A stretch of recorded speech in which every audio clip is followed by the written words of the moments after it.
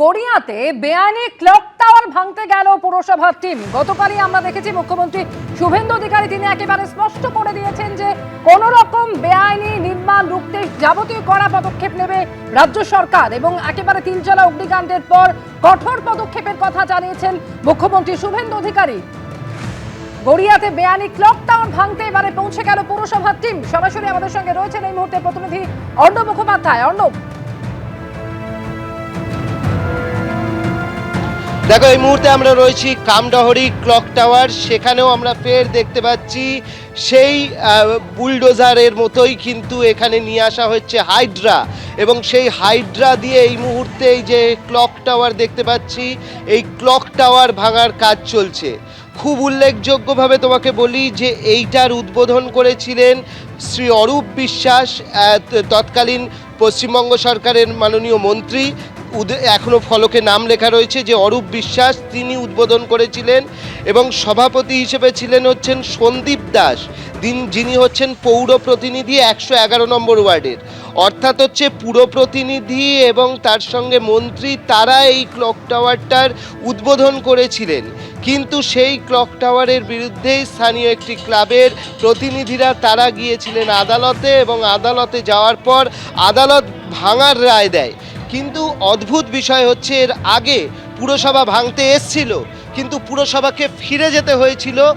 যেটা অভিযোগ যেটা পাওয়া যাচ্ছে যে তৃণমূল কংগ্রেসের যারা কর্মীরা ছিলেন তারাই বাধা দিয়েছিলেন। তোমাকে সরাসরি দেখাবো, ক্যামেরাম্যান ভগবান শাহকে দেখাতে বলবো। দেখো এখানে কি লেখা রয়েছে, এখানে একটা পুরো লেখা রয়েছে যে কামডহরি ক্লক টাওয়ার, উদ্বোধক অরূপ বিশ্বাস এবং সভাপতি হচ্ছে সন্দীপ দাস লেখা রয়েছে।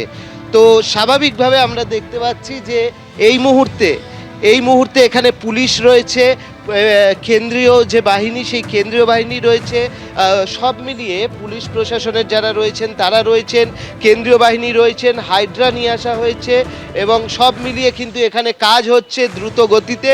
এবং এই যে ক্লক টাওয়ার যেটাকে বেআইনি বলা হয়েছিল সেটা কিন্তু পুলিশি প্রহরায় ভেঙে ফেলার কাজ শুরু হয়েছে। হাইড্রা নিয়ে আসা হয়েছে, কলকাতা পুরসভা থেকে নির্দেশ এসছে যে তাদেরকে ঠিক এইভাবেই ভাঙতে হবে, এবং যারা কন্ট্রাক্টর কলকাতা পুরসভা তারাও এখানে রয়েছেন। পুরসভা কি বলেছে, আপনাদেরকে কি নির্দেশ দিল পুরসভা?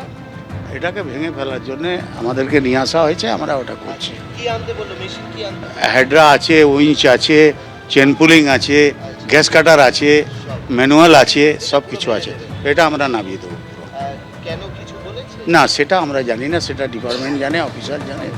যারা কন্ট্রাক্টর তারা বলছেন যে তারা মেশিন নিয়ে এসছেন, এবং আমরা দেখতে পাচ্ছি হাইড্রা দিয়ে এই মুহূর্তে এই যে ক্লক টাওয়ার সেই ক্লক টাওয়ার কিন্তু ভাঙার কাজ শুরু হয়ে গিয়েছে, এবং আজকেই এই ক্লক টাওয়ারটি পুরোটাই ভেঙে দেওয়া হবে। ক্যামেরায় ভগবান শাহের সঙ্গে অর্ণব মুখোপাধ্যায়, এবিপি আনন্দ, এগিয়ে থাকে, এগিয়ে রাখে।